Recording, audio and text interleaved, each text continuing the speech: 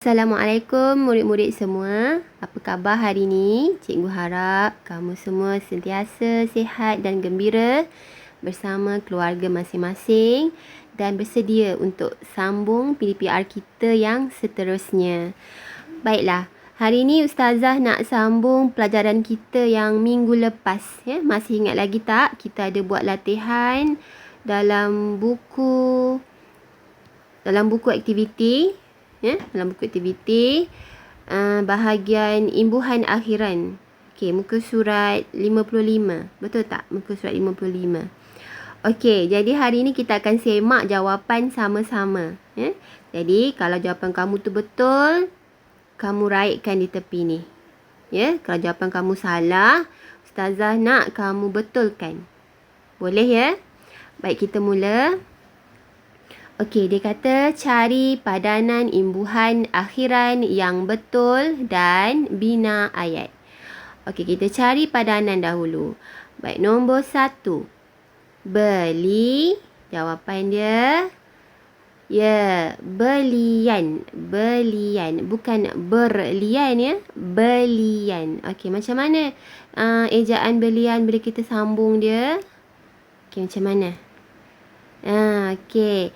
Semua huruf tu bersambung. Semua huruf bersambung. Tak ada yang tak bersambung. Okey, soalan nombor 2. Hampir. Hampir. Imbuhan akhiran dia ya. Jadi bunyi dia hampiri. Hampiri. Macam mana nak sambung dia? Ra dengan ya boleh sambung tak? Tak boleh. Ra dengan ya tak boleh sambung. Jadi kamu kena eja hampir sama macam yang ini. Kemudian tulis je kat tepi ra tu huruf ya. Okey. Baik, soalan yang ketiga. Baca. Baca. Okey, yang ni kita dah bincang minggu lepas kan macam mana ejaan dia. Selepas huruf ca, sebelum kita tambah imbuhan akhiran hamzah nun, kita kena tambah huruf apa? Huruf a, huruf alif. Jadi nanti sambungan dia akan jadi ya, bacaan. Bacaan. Baik, yang keempat, tunjuk. Tunjuk. Imbuhan akhiran dia kan. Jadi tunjukkan. Baik, soalan Ustazah. Huruf qaf dengan huruf kaf boleh bersambung tak? Ya, boleh. Macam mana kita nak sambung dia? Seperti ni. Qaf. Kita tarik je badan dia. Lekat dekat badan kaf. Jadilah tunjukkan. Baik, soalan yang kelima. Tunjukkan soalan yang 4 Okey, soalan yang kelima, yang terakhir. Temu. Temu. Okey, imbuhan akhiran dia hamzah ya. I. Temu. I. Okey, jadi huruf terakhir dalam kata dasar temu ni huruf waw. Huruf waw boleh bersambung tak dengan hamzah? Tak boleh. Jadi macam mana kita punya jawapan nanti? Ya, temu i. Baik, siapa yang betul semua, Ustazah ucapkan tahniah. Maknanya kamu faham cara menyambung huruf. Bagi siapa-siapa yang ada salah sikit-sikit tu, Ustazah minta kamu betulkan betulkan mengikut jawapan yang Ustazah dah beri ni. Baik, seterusnya kita akan bina ayat. Dia minta tadi sambung padankan imbuhan, kemudian bina ayat. Jadi kita akan bina ayat bersama-sama.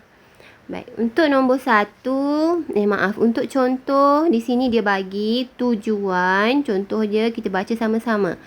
Tujuan kita ke sekolah adalah untuk belajar. Yang mana perkataan imbuhan akhiran tu? Ya, di sini. Tujuan. Okey, jadi kita buat nombor 1 dulu. Belian. Belian. Apa ayat yang sesuai? Apa makna belian? Belian ni adalah, dia bukan benda. Dia adalah perbuatan. Contohnya kamu membeli sesuatu yang kamu rasa sangat jimat atau sangat memuaskan. Jadi kita panggil belian itu apa dia? Okey, contoh ayat yang kamu boleh buat. Okey, pertama, belian di kedai. Kita selalu beli barang kat kedai kan? Belian di kedai itu sangat menjimatkan. Jadi belian di kedai itu sangat menjimatkan. Maksudnya barang-barang yang kamu beli dekat kedai tu semuanya murah-murah. Itu maksud dia belian. Baik, kalau kamu ada ayat yang lain, kamu boleh cuba. Kamu boleh cuba ayat kamu ya. Baik, yang kedua, hampiri. Hampiri. Kamu faham kan maksud hampiri ni apa? Dia maksud dia dekat. Ya. Baik, apa ayat yang sesuai? Okey. Ramadan. Apa Ramadan? Ramadan tu bulan puasa. Ramadan semakin semakin hampiri. Semakin hampiri kita. Ramadan semakin hampiri kita. Maksudnya bulan Ramadan dah tak lama lagi. Itu maksud ayat ni. Okey, yang ketiga, bacaan. Okey, apa ayat yang sesuai? Bacaan ayat Al-Quran. Bacaan ayat Al-Quran sangat, apa dia? Sangat apa? Sangat merdu boleh, sangat sedap, sangat macam-macam boleh kan? Okey, jadi Ustazah pilih merdu. Maksud merdu ni sedap kita dengar di telinga. Ya? Bacaan ayat Al-Quran sangat merdu. Okey, jadi yang keempat pula. Tunjukkan. Tunjukkan. Apa ayat yang sesuai? Tunjukkan contoh. Tunjukkan contoh yang baik. Yang baik kepada siapa? Tunjukkan contoh yang baik kepada rakan, kepada adik, kepada ramai kan? Jadi saya pilih kat sini rakan. Tunjukkan contoh yang baik kepada rakan. Okey, kamu boleh ubah ayat ni ya. Ubah mengikut kreativiti kamu. Okey. Okey, yang kelima. Temui. Temui. Okey. Budak yang hilang. Budak yang hilang itu akhirnya apa? Siapa boleh sambung? Ya, budak yang hilang itu akhirnya ditemui polis. Ini saya tambah sikit perkataan di tu. Okey, ditemui polis. Maksudnya budak yang hilang itu dijumpai polis. Okey, jadi Ustazah nak kamu salin semula yang Ustazah buat ni dalam buku, atau kamu boleh buat ayat kamu sendiri. Okey. Okey, jadi sekarang ni kita nak bergerak kepada ulum, ya, bahagian adab. Kita akan sambung yang minggu lepas pelajaran kita mengenai adab dalam menuntut ilmu. Okey, minggu lepas kalau kamu masih ingat, kita dah baca dalil nakli kan? Dalil nakli mengenai hukum menuntut ilmu ni adalah fardu untuk setiap orang Muslim, setiap orang Islam. Jadi hari ni kita akan sambung apa maksud ilmu. Ilmu, pembahagian ilmu ni ada berapa? Okey, ilmu terbahagi kepada berapa? Okey, ilmu terbahagi kepada 2. Okey, lihat di sini. Ilmu terbahagi kepada 2. Okey, yang pertama ialah ilmu fardu ain. Ilmu fardu ain. Okey. Okey, yang kedua ilmu fardu kifayah. Ilmu fardu kifayah. Kita pergi fardu ain dulu ya. Apa maksud ilmu fardu ain? Okey, kita baca sama-sama. Ikut Ustazah baca. Ilmu yang wajib dikuasai oleh setiap umat Islam. Ilmu yang wajib. Nampak ni perkataan wajib. Dikuasai oleh setiap umat Islam.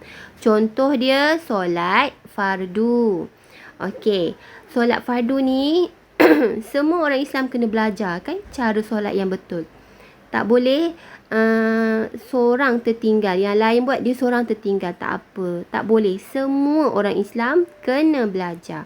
Sebab solat fardu adalah wajib. Jadi kita tak boleh nak solat ikut suka hati kita. Kita kena belajar cara yang betul. Jadi solat fardu ni ilmu fardu ain. Ilmu yang wajib dikuasai oleh semua orang Islam. Okey, apa lagi contoh-contoh lain selain solat fardu? Dalam gambar ni, okey, saya ada bagi contoh dalam gambar ni. Okey, ini gambar apa? Di mana ni? Ya, di Mekah. Orang Islam tengah menunaikan haji. Okey, jadi ilmu cara menunaikan haji pun ilmu fardu ain, ya. Cara menunaikan haji, cara puasa, cara mengeluarkan zakat, itu semua ilmu fardu ain. Orang Islam kena belajar. Tak boleh tak boleh tak tahu ataupun buat tak tahu. Kita kena belajar. Okey, apa lagi contoh lain ilmu fardu ain? Tengok sini. Ini adalah gambar-gambar apa ni? Ini cara pakaian yang menutup aurat bagi orang perempuan. Ni cara menutup aurat bagi orang lelaki. Jadi kita sebagai orang Islam kena belajar ilmu dalam ilmu mengenai bagaimana cara menutup aurat kita. Ya. Ini bawah fiqh. Ya, bawah fiqh. Ilmu fiqh. Ilmu fiqh ni ilmu fardu ain yang kita kena tahu. Antara ilmu fiqh tu ilmu bahagian aurat.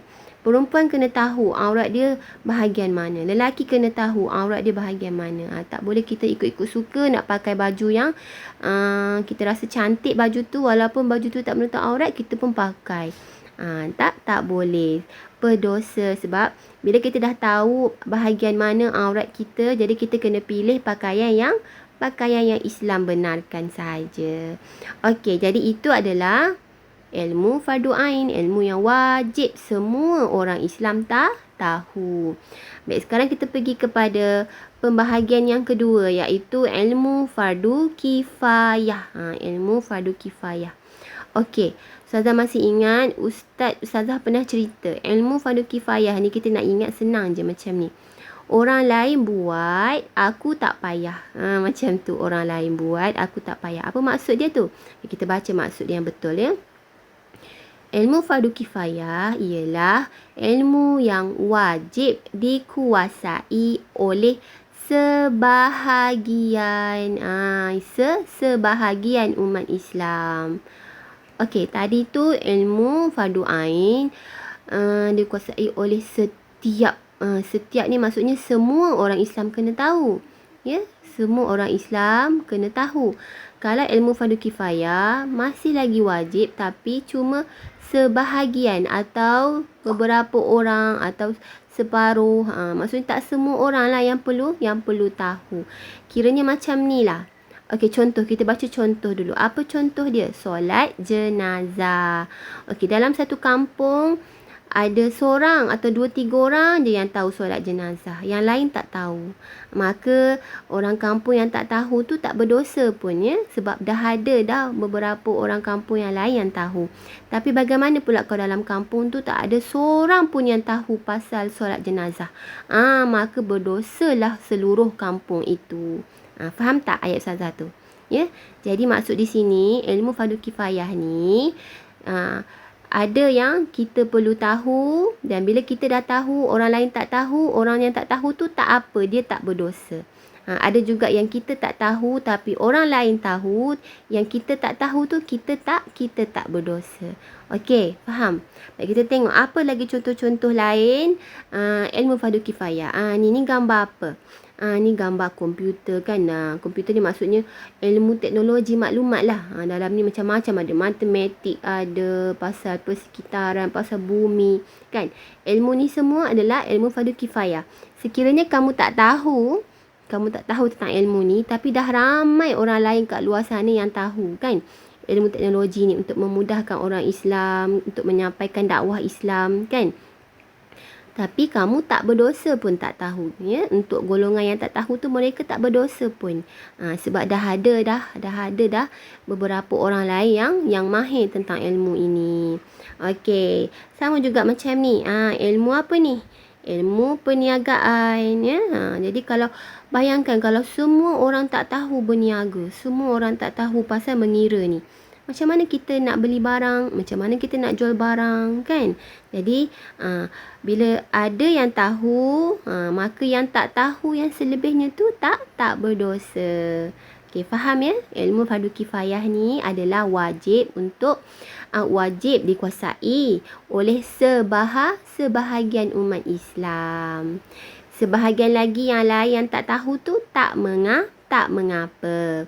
Okey, berbeza dengan ilmu fardu ain, wajib untuk setiap umat Islam, untuk semua umat Islam. Tak boleh kita curi-curi tak tahu atau buat-buat tak tahu, ya. Okey, jadi Ustazah harap kamu dah faham ya apa beza ilmu fardu ain dengan ilmu fardu kifayah. Okey, sekarang Ustazah nak kamu buat buku aktiviti muka surat 125. Senang sahaja. Susun dan tulis. Dia minta kamu susun semula pengertian ilmu fardu ain dan pengertian ilmu fardu kifayah. Dia dah bahagi perkataan ni. Kamu susun mengikut susunan yang betul, membentuk pengertian yang lengkap. Ya. Kalau kamu tak ingat, kamu boleh rujuk semula dalam buku teks di sini. Okey?